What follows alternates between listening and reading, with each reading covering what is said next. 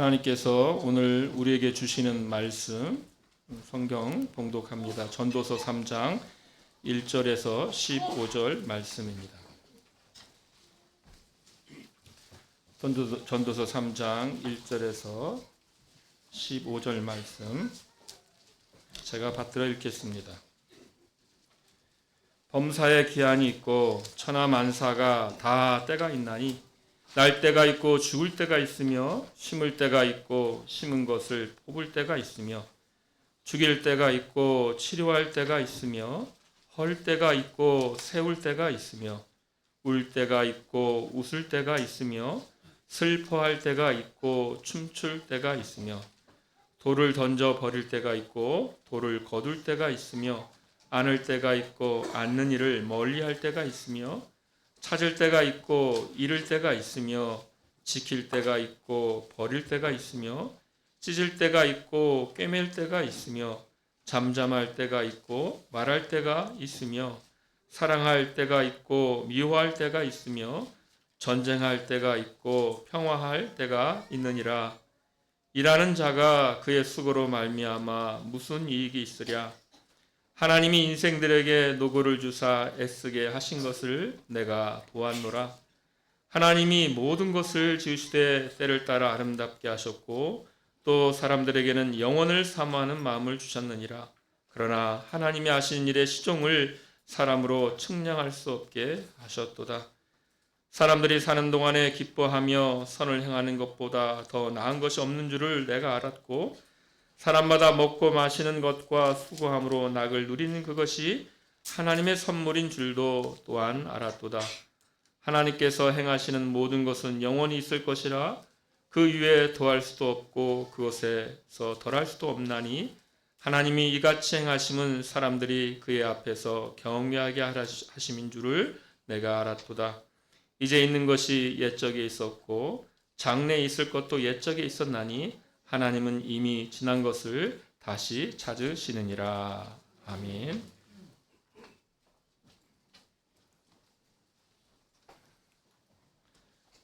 전도서는 이해되지 않는 말을 되풀이하면서 시작하면서 우리를 혼란하게 합니다. 헛되고 헛되며 헛되고 헛되니 모든 것이 헛되다라는 그 말씀과 함께 전도서가 시작되는데 참 어려운 말씀입니다. 헛되다는 것은 입김과 같은 것을 말합니다. 그래서 입김을 우리가 무엇이 있는 줄 알고 잡으려는데 사실은 아무것도 잡히지 않는 것이죠. 이처럼 사라지는 안개와 입김과 같다라는 것입니다. 해 아래서 일어나는 일, 만물이 행하는 일, 또 인간 역사를 보면서 전도서는 1장에서부터 이미 헛되다고 합니다. 끊임없이 해가 떴다가 지고 끊임없이 물이 바다로 흘러갑니다. 무슨 일이 있는가라고 또 있는 것처럼 보이는데 실은 되풀이 되는 것이고 어떤 한계 안에서 늘 되풀이 되고 있다는 것이죠. 권력과 부를 다 동원해서 가장 지혜로운 자가 인생에 무슨 의미가 있는가를 연구해 봅니다. 그리고 이런 결론을 내립니다. 헛되다. 이 결론을 내리는 것입니다. 우리의 삶이란 무슨 의미인가? 이렇게 헛된 삶이 아닌가? 이렇게 질문을 던지는 것입니다. 성경이 이렇게 헛되다라고 해도 되는가? 이런 질문이 드는 것입니다. 그런데 우리가 생각해 보면 헛됨을 안다는 것, 만물의 피곤함을 인식하고 이게 다 무슨 의미인가? 라고 묻는 것은 사실 사람의 특별함입니다. 짐승은 묻지 않습니다. 오직 사람만이 이게 다 무슨 일인가? 이게 다 무슨 의미인가? 하면서 그 의미를 찾습니다. 사람은 땅에 굳게 서서 이 땅에 서는 자죠. 사람은 땅도 바라보지만 하늘을 바라봅니다. 사람은 땅에 굳게 서서 시간 안에 있는 일을 바라보지만 그러나 또한 영혼을 지향하는 것입니다. 왜 그렇습니까? 사람이 하나님의 형상으로 지음 받았기 때문입니다. 하나님의 형상으로 지음 받았기 때문에 끊임없이 영혼을 지향하면서 세상을 살피면서 질문을 던지는 것입니다. 무슨 의미가 있는가? 왜 이렇게 세상엔 구부러진 것이 많은가? 왜 이렇게 펼 수 없는 것이 많은가 하면서 구부러진 것 때문에 괴로워하고 모자란 것 때문에 괴로워하는 것입니다. 그리고 어찌할 수 없음을 깨닫고 한탄하는 것이 바로 인간입니다. 윤동주 시인의 이 서시라는 곳에서 이렇게 노래하지요. 죽는 날까지 하늘을 우러러 한 점 부끄러움이 없기를 잎새 이는 바람에도 나는 괴로워했다. 잎새 이는 바람에 괴로워했다. 이게 여러 가지 것들을 시해석이 있겠지만 우리의 마음에 오는 거죠. 바람에 잎새가 흔들리는데 그것 때문에도 괴로워하는 인간입니다. 바람에 흔들리는 그 잎새 때문에도 괴로워하는 것이 바로 인간입니다. 인간이기 때문에 가능한 것입니다. 그래서 세상 일을 바라보면서 여러 가지 고민과 질문을 던지는 것입니다. 이 장에서 전도자는 무슨 일이 우리 인생에게 의미가 있겠는가 하면서 쾌락의 자신을 던졌습니다. 온갖 술과 도파민에 자신을 던지고 또 온갖 성취에도 즐거워해 보았습니다. 큰 정원을 짓고 멋있는 건물도 지어봤습니다. 떵떵거려 보았습니다. 그러나 그 모든 것이 바람을 잡는 것이다. 그렇게 결론을 내립니다. 또 지혜도 보았습니다. 그런데 지혜로운 자나 우미한 자나 결론이 똑같다는 것을 알게 되었습니다. 평생에 수고한 그 모든 수고가 죽음과 함께 다 내 손을 떠나는 것을 확인하는 것입니다. 그리고 자기 손을 떠난 다음에 수고하지 않은 자에게 그것이 넘어가는 것입니다. 그래서 그런 걸 보면서 내 것이란 하나도 없구나. 평생 수고했지만 이게 무슨 의미가 있겠는가라고 결론을 내린 것입니다. 그러면서 그저 하나님께서 주시는 그런 작은 즐거움들을 가지고 우리가 사는 건가 보다라고 하는 것입니다. 2장 마지막 절은 이렇게 말씀합니다. 2장 26절입니다. 하나님은 그가 기뻐하시는 자에게는 지혜와 지식과 희락을 주시나 죄인에게는 노고를 주시고 그가 모아 쌓게 하사 하나님을 기뻐하는 자에게 그가 주게 하시지만 이것도 헛되어 바람을 잡는 것이로다. 인생에 누리는 작은 즐거움들, 먹고 마시는 것, 이것 다 하나님이 주셔야지 그나마 누리는 것이요.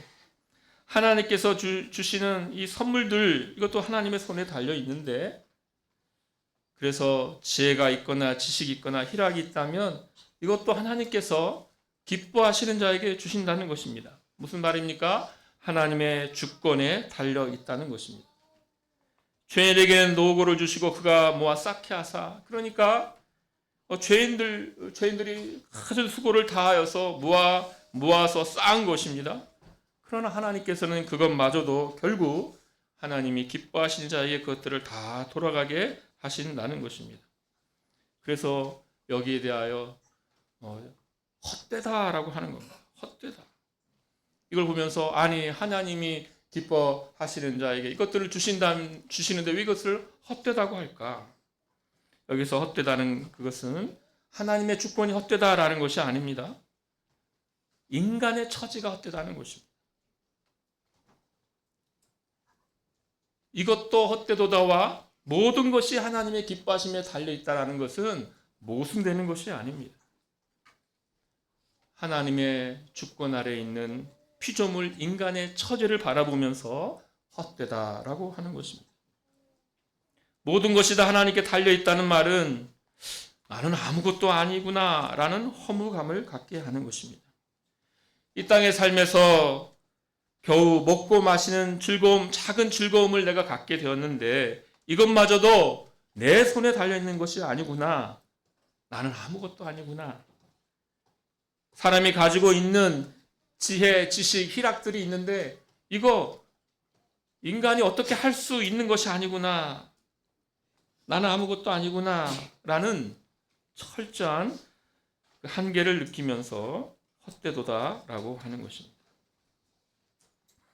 지혜와 지식과 희락이 다 하나님의 기뻐하심, 하나님의 주권 가운데 달려있는 것을 확인하면서 인생 가운데 누군가가 아무리 열심히 수고하여서 모아놓는다고 하여도 결국 다른 이에게로 돌아가는구나. 하나님께 달려있구나. 그렇다면 나는 아무것도 아니구나. 내가 애써 수고하는 이 일이 무슨 의미가 있겠는가? 나는 아무것도 아니구나. 라는 허무감의 토로로 헛되도다라고 하는 것입니다. 결국 처음부터 끝까지 내 손에 무엇인가를 쥐는 줄 알았는데 아무것도 내 손으로 줄 곳이 없구나라는 한계를 느끼면서 허무감을 고백하는 것입니다. 그러니까 헛되도다라는 말을 드러내고자 하는 것은 하나님의 주권이나 하나님의 통치가 헛되다는 것이 아니라 이 땅 가운데 살면서 아무것도 통제하지 못하고 무슨 일을 하든지 자기 뜻대로 할 수 있는 것은 아무것도 없는 인간의 무력함에 대한 고백입니다. 그렇다면 전도서의 목적이 우리를 무력감이나 허무주의나 절망에 빠뜨리는 것입니까? 이렇게 너희는 무력하니 절망 가운데서 허무주의 가운데 살아가라 이런 겁니까? 아닙니다. 전도서는 우리의 무능을 알게 하려는 것입니다. 우리의 한계를, 우리의 처지를 알게 하려는 것입니다. 하이델베르크 요리문답서가 우리에게 가장 먼저 마주하게 하는 것은 비참입니다. 하이델 요리문답서가 어떻게 일문에서 묻습니까? 사나 죽으나 당신의 유일한 위로가 무엇입니까? 이렇게 묻지요. 그리고 우리는 뭐라고 대답을 합니까? 나의 영혼과 몸이 우리 구주 예수 그리스도에게 속해 있다는 것, 이것이 나의 유일한 위로입니다. 왜 그렇습니까? 예수님께서 나의 구주가 되셔서 그의 생명을 버려서 나를 구원하셨고 내가 이후로는 그의 소유가 되어서 살아가는 것, 이거 정말 나의 위로입니다. 라고 대답을 합니다. 그런데 이 위로 가운데 살기 위해서 우리가 세 가지를 알아야 합니다. 무엇입니까? 나의 죄와 비참이 얼마나 큰가, 이걸 알아야 된다는 것이요. 두 번째로는 이 죄와 비참에서 어떻게 구원 얻는가, 이거 알아야 된다는 거죠. 세 번째는 우리가 받은 구원에 대하여 어떻게 감사해야 되는가, 이거 알아야 된다는 것이죠. 그런데 어떻게 생각해 보면 이 구도가 정말 우리에게 많은 걸 생각하게 하죠. 왜 그렇습니까? 위로를 말한 후에, 복음의 위로를 말한 후에 이 복음을 알려면 가장 먼저 무엇을 알아야 되느냐? 비참을 알아야 된다. 너의 비참을 알아야 된다. 너의 비참을 알아야지. 그래야 예수 그리스도께서 주시는 구원을 네가 안다라는 것이죠. 이것처럼 전도서는 우리의 한계, 우리의 무능을 우리로 하여금 직면하게 하는 것입니다. 우리의 헛됨을 우리로 하여금 직면하게 하는 것입니다. 우리의 무능을 인정하게 하고 하나님께 무릎 꿇게 하는 것입니다. 이제 3장은 그래서 이렇게 시작합니다. 범사에 기한이 있고 천하 만사가 다 때가 있다라고 하고 있습니다. 범사에 기한이 있고 천하 만사가 때가 있다는 것은 하나님께서 정하신 그 때가 있다는 것입니다. 해 아래서 되어지는 일들, 그것은 마치 정말 우연처럼 되어지는 것 같다. 우리 눈에는 우연처럼 되어지는 것 같다 이거죠. 바람이 이렇게 왔다가 바람이 또 돌아가고 다 우연처럼 되어지는 것처럼 보여도 사실은 정한 그 때에 따라서 되어지고 있다는 그 말씀입니다. 그래서 우리 인생들이 맞이하는 다양한 그 순간들을 소개합니다. 사실은 해 아래서 일어나는 그 모든 일들을 이미 1장에서 말했는데 이것들은 어쩌면 우리 인간들이 해 아래서 맞이하는 정말 다양한 그런 순간들이 될 것입니다. 날 때가 있고 죽을 때가 있다라고 합니다. 정말 극과 극이죠. 생명이 태어나는 것과 죽는다는 것, 전혀 반대의 일이 우리 가운데 있습니다. 무엇을 심을 때가 있는데 심은 것을 다시 뽑을 때가 또 있다는 것입니다. 죽인 일이 있다면 치료하는 때도 있고 무엇을 파괴하여서 허물어뜨린 때도 있지만 세울 때도 있다는 것입니다. 울 때도 있지만 웃을 때가 있습니다. 그래서 온 마음으로 슬퍼할 때가 있는데 반면 기뻐하며 춤출 때가 또 있는 것입니다. 돌을 던져 버릴 때가 있고 돌을 거둘 때가 있습니다. 돌을 던지기도 하지만 또 돌을 다 모으기도 하는 것입니다. 사랑하는 이를 안을 때가 있고 않는 이를 또 멀리할 때가 있습니다. 찾을 때가 있고 잃을 때가 있으며 지킬 때가 있고 버릴 때가 있으며 찢을 때가 있고 꿰맬 때가 있으며 잠잠할 때가 있고 말할 때가 있으며 사랑할 때가 있고 미워할 때가 있으며 전쟁할 때가 있고 평화할 때가 있느니라. 하늘 아래 일어나는 우리 인생들의 경험하는 그 모든 일에 그 반대되는 것들을 나열하면서 우리 인간의 삶을 들여다보고 있습니다. 사람이 태어나는 것, 사람이 죽는 것, 정말 극과 극인데 이건 어쩌면 우리는 태어났다가 결국은 죽는다라는 것이죠. 우리의 생은 그 어딘가에 있습니다. 태어나서 죽는 것, 그 가운데 우리는 어딘가에 있습니다. 우리의 감정도 8절에 있는 것처럼 사랑할 때가 있고 미워할 때가 있다 라는 것처럼 우리의 감정도 사랑과 미움, 그 어딘가에 그 감정이 있습니다. 전쟁과 평화, 그 사이에 어딘가에 사람들의 관계가 있습니다. 그리고 이 모든 것에 대한 평가를 이제 9절 말씀에서 이렇게 합니다. 9절 말씀, 일하는 자가 그의 수고로 말미암아 무슨 이익이 있으랴. 일하는 자가 그의 수고로 말미암아 무슨 이익이 있으랴. 사람이 어떤 일을 수고한다고 하여서 하는데 그게 무슨 이익이 있는가라는 질문을 다양한 때를 말한 후에 이렇게 말하고 있는 것입니다. 그것이 왜 그렇습니까? 다양한 때가 있는데 시간 안에 다양한 때가 있는데 결국 인간이 그 일어나는 그 순간순간에 우리가 그것을 무엇을 어떻게 해볼 수가 없다라는 것입니다. 사람이 무엇을 수고한다고 하여서 거기에 영향을 끼칠 수가 없다는 것입니다.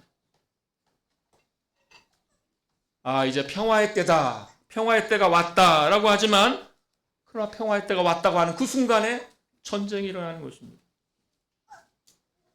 18세기와 19세기를 지나면서 정말 이 서구 사회의 진보주의, 인간의 기술이 이렇게나 발전하는구나.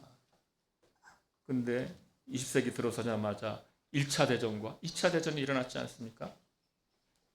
아무도 예상을 못했죠. 인간이 이렇게 잔인하구나.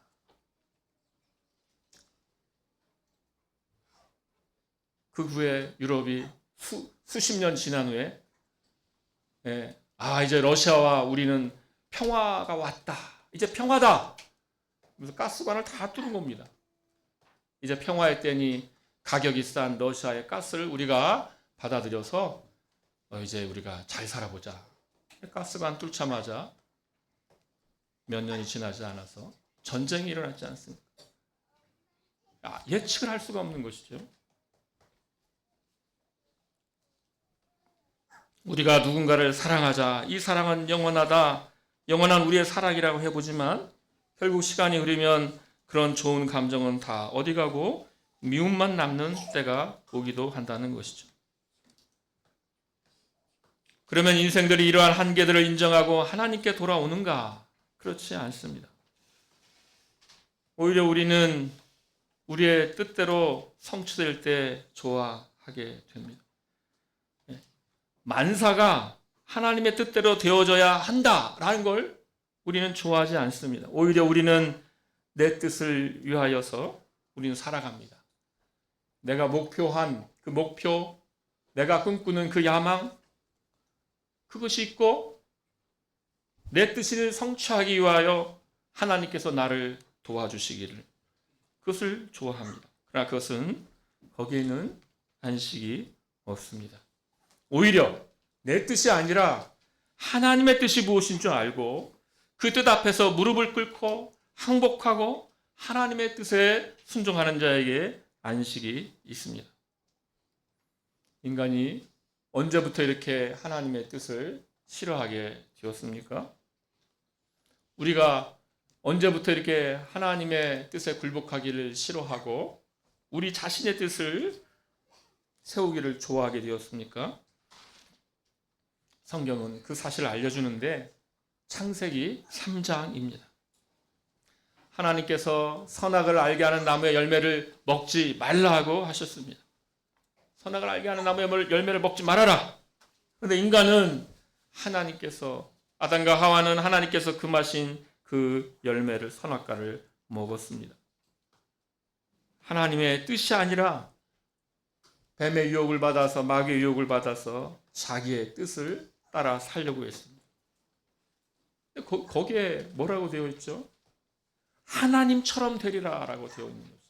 하나님처럼 되리라. 선악의 판단은 누가 하는 것입니까? 선악의 판단이 인간에게 맡겨져 있습니까? 그렇지 않습니다. 선악은 하나님의 판단에 맡겨져 있습니다. 우리의 주인은 우리가 아니라 하나님입니다. 우리는 우리의 뜻이 아니라 하나님의 뜻을 위하여 사는 존재들입니다. 하나님의 형상으로 지음을 받았기 때문에 하나님의 뜻을 드러낼 때 가장 인간다운 거예요. 가장 인간다운 것은 하나님의 뜻 앞에 무릎을 꿇을 때 가장 인간다웁니다. 왜 그런가? 하나님의 형상이기 때문에 그렇습니다. 그러나 우리의 부패한 마음은 이 하나님의 뜻에 늘 도전하는 것이죠. 아니요, 하나님. 내 뜻이 더 중요합니다. 아니요, 하나님. 내 뜻대로 하겠습니다. 내가 하나님의 자리에 오르겠습니다. 이렇게 하나님께 도전하는 것입니다. 하나님의 주권에 따라서 일어나는 그 모든 일에 대하여 어떤 사람들은 불만을 갖기도 합니다. 성을 열심히 지킨 자에게 상이 주어져야 되겠고 무언가를 열심히 세운 자에게 견고한 결과가 주어져야 되는데 그렇지 않은 것이죠. 거기에 대하여 이 세상 일이 왜 이런가 하면서 불만을 갖기도 합니다. 그러나 생각해 보면 여러분, 우리는 정말 하나님께서 주시는 그 능력으로 우리는 살아가고 있는 겁니다. 우리 존재 자체가 그러합니다. 여러분 한번 생각해 보십시오. 우리의 몸의 기관들이 움직이고 우리가 알지 못하는 몸의 미세한 부분들, 세포의 한 부분들이 이렇게 있는 그것들이 영향을 끼쳐서 우리 몸이 지금 우리가 무엇을 의지해서 우리 안에서 무슨 일이 일어나는 게 아닙니다. 지금 여러분 앉아 계시지만 우리가 무엇을 의지해서 우리의 지금 순한 게 무슨 일을 여러분이 우리가 무엇을 하고 있는 게 거기에 뭘 돕고 있는 게 아닙니다. 그냥 앉아 계신데 심장이 뛰고 계시고 순환하고 있어요. 그냥 앉아 계신데 소화가 되고 있습니다. 사실 우리 안에 많은 부분들은 우리의 의지와 노력과 상관없이 이루어지고 있습니다. 우리의 의지와 노력과 상관없이 우리는 존재하며 이 피조세계를 누리며 살아가고 있습니다. 우리가 사실 뭐 많은 것을 노력한다. 내가 이렇게나 많이 노력했다. 이렇게 애썼다. 라고 생각할지 모르지만 사실은 더 많은 부분에서는 우리가 우리의 이 삶에 대하여 뭘 노력한 게 아닙니다. 그래서 지금 그렇게 말을 하는 거죠. 9절 말씀에 일하는 자가 그의 수고로 말미암아 무슨 이익이 있으랴.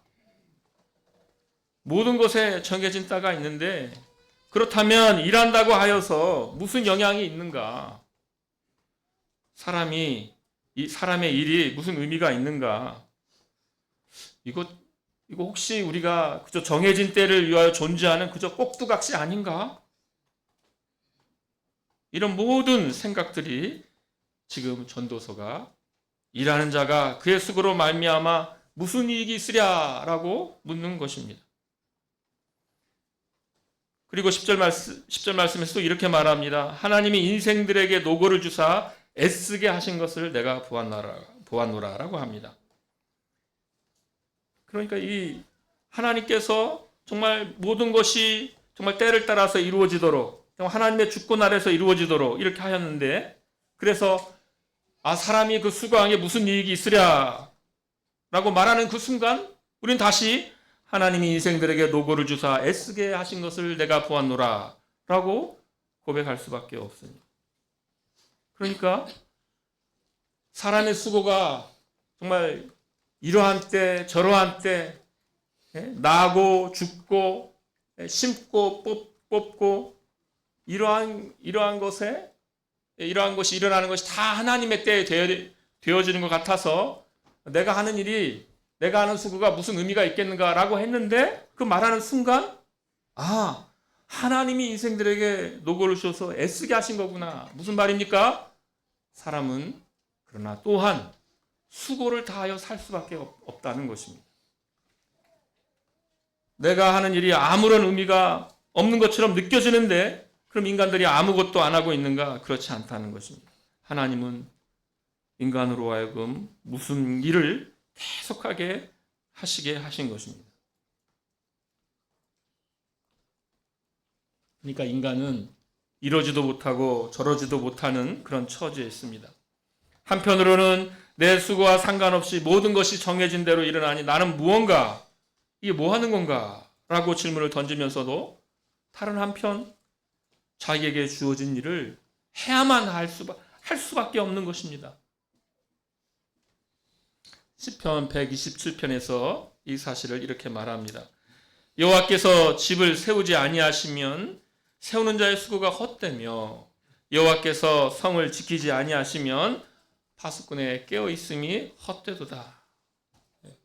집을 아무리 세운다고 하여도 하나님께서 세우지 않으면 그 세운 거 안 세워줍니다. 하나님께서 성을 지키시지 아니하면 파수꾼이 아무리 눈을 부릅뜨고 지킨다고 하지만 그 깨어있음이 헛됩니다. 그런데 우리 인간은 어떻게 해야 되는 것이죠? 내가 지키는 거 헛되구나. 그러니까 나는 파수꾼의 역할을 하지 않고 그냥 잠이나 쿨쿨 자야겠다. 그럽니까? 그러면 안 되는 것이죠. 이거 내가 하는 일을 아무리 해봐야 하나님께서 세우지 않으면 헛된 거니까 나는 아무것도 하지 말아야겠다. 그럽니까? 아닙니다. 우리는 자기가 있는 위치에서 자기의 주는 일을 또 열심히 해야 되는 것입니다. 이것이 인간의 처지입니다. 시편 127편은 여호와께서 그의 사랑하시는 자에게 잠을 주시는도다라고 하였습니다. 여호와께서 세우지 아니하시면 아무것도 아니다라는 것이 체념으로 가지 않고 신자에게는 무엇입니까? 하나님 안에서 안식하는 쉼이 있게 되는 것입니다. 전도서 2장 23절에 인간의 마음이 일하는 것 때문에 낮에도 열심히 일했는데 밤에도 그 마음이 쉬지 못한다고 했다. 이 말이죠. 이것도 헛되더라고 했는데 인생은 밤낮 수고하는데 그의 마음대로 되는 것이 하나도 없다고 하는데, 그러나 우리가 참된 하나님의 그 주권을 인정하고 하나님을 의존하는 자가 된다면 거기에 바로 안식이 있다라는 것이 시편 127편의 말씀입니다. 그래서 성경은 이렇게 우리 인생의 한계를 폭로하면서 너는 무력한 존재다. 너는 한계가 있는 존재다. 그러면서 하나님 안에서 안식하라고 쉬라고 하는 것입니다. 인간의 수고가 무슨 의미가 있느냐? 인간의 자유가 무슨 의미가 있느냐라고 묻지만 실은 인간은 절대적으로 의존적인 존재입니다. 인간이 처음 태어났을 때 정말 베이비 아닙니까? 우리가 베이비 보면서 어떤 생각합니까? 정말 의존적인 존재입니다. 절대적으로 우선적인 존재입니다. 그리고 다 우리가 인정하죠. 그러니까 여러분, 다 자란 성인도 절대적으로 우선적인 존재입니다. 우리는 하나님을 그래서 인정하고 의지해야 하는 것입니다. 하나님의 은혜와 능력이 없이는 아무것도 아닌 존재라는 것을 인정하고 하나님 앞에 무릎을 꿇어야 하고 바로 거기에 쉼이 있는 것입니다. 어거스틴이 하나님을 만나기까지는 안식이 없고 방황뿐입니다 라고 한 고백처럼 우리는 하나님을 의지해야 하는 것입니다. 11절은 인간이 하나님을 만나기 전까지 방황할 수밖에 없는 그 처지를 또 보여줍니다. 11절 말씀 이렇게 말씀합니다. 하나님이 모든 것을 지으시되 때를 따라 아름답게 하셨고 또 사람들에게는 영원을 사모하는 마음을 주셨느니라. 그러나 하나님이 하신 일의 시종을 사람으로 측량할 수 없게 하셨도다. 다양한 때, 8절까지 다양한 때를 소개했잖아요. 그 모든 다양한 때들은 무엇을 드러내는 겁니까? 인간이 어찌할 수 없는 인간의 한계이죠. 시간 안에서 살아가는 것, 시간 안에서 결국은 그 다양한 때를 살아가는 것이 우리의 한계이고, 우리가 수고해서 한계 뭐가 있는가라고 말하는 그러한 순간들. 그러나 그 모든 때가 결국 그러나 하나님이 하신 일이요 하나님의 시간 안에서 아름답다라고 합니다. 시간의 한계 가운데 살아갈 수밖에 없는 우리 인간들. 그런데 거기에 정말 하나님께서 우리 인간에 무엇을 주셨습니까? 영혼을 주신 것입니다. 영혼을 주셨다. 시간의 한계 가운데에서 정말 어찌해 볼 수 없는 한계 가운데에서 그 무력 가운데서 살아갈 수밖에 없는 우리 사람들에게 하나님께서 우리의 마음에 영혼을 주셨다는 것입니다. 그래서 이 표현은 영혼을 우리 마음에 심으셨다. 영혼을 우리의 마음에 세팅하셨다라는 것이. 그래서 인간은 영혼을 지향하는 것은 어찌할 수가 없는 것입니다. 영혼을 지향할 수밖에 없는 그런 존재입니다. 그러니까 이 11절은 어떤 상황이죠? 인간으로 하여금. 한편으로는 시간 안에 살아가죠. 근데 그 마음에는 영혼이 심겨져 있죠. 얼마나 이게 정반대입니까? 그러나 하나님께서 하시는 일의 시종을 측량할 수 없게 하셨어요. 그러니까 영혼을 지향하면서 시간 안에 살아가는, 영혼을 지향한다는 면에서 인간의 고귀함이 느껴지지만 그러나 동시에 여기서는 인간의 좌절, 무능력한 인간의 좌절도 함께 여기에 있는 것입니다.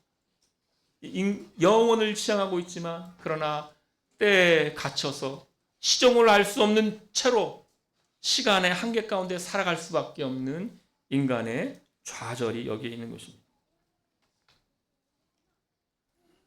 사도행전 17장 26절에서 하나님께서 사람의 연대와 거주의 경계를 정하셨다고 하셨습니다. 그런데 그 목적은 사람이 하나님을 더듬어 찾아 발견하게 하려는 것이라고 하였습니다. 하나님을 지향하는 것, 그럴 수밖에 없는 우리의 인간.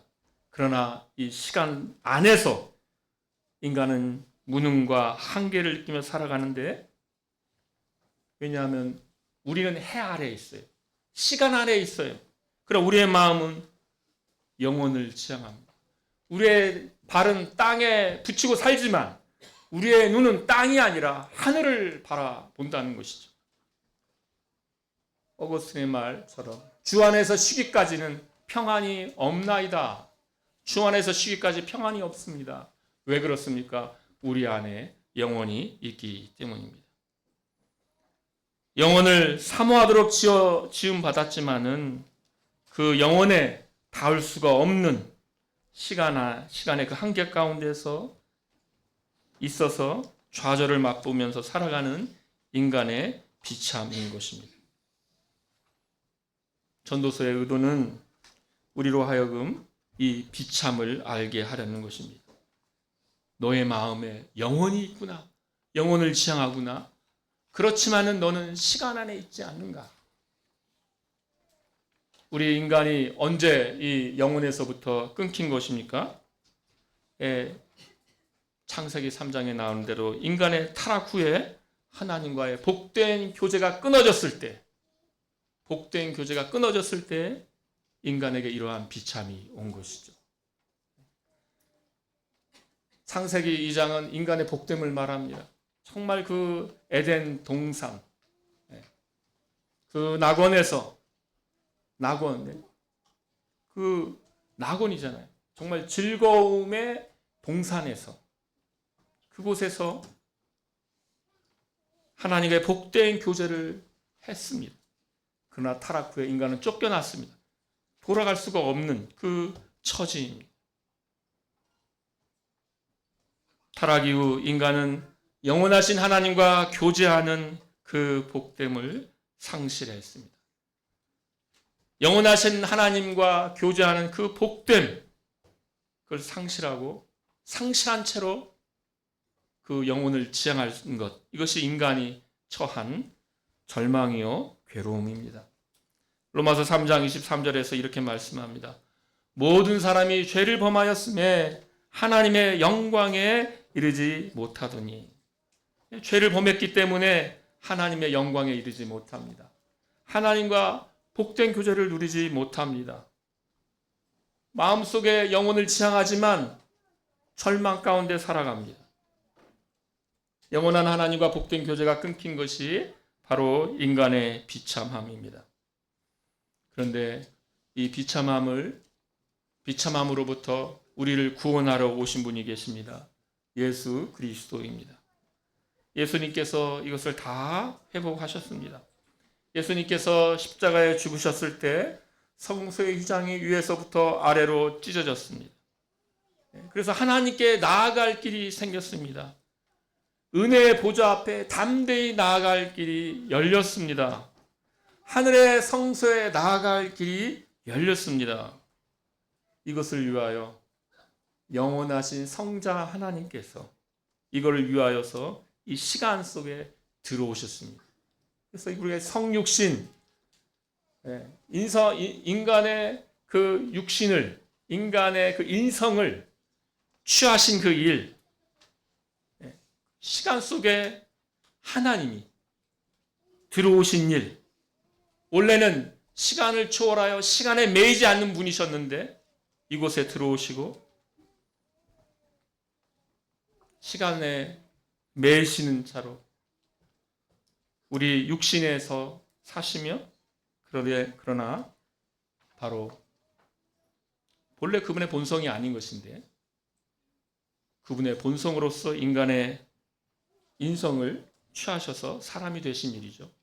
왜 그렇게 하신 겁니까? 우리를 영원으로 인도하시기 위해서입니다.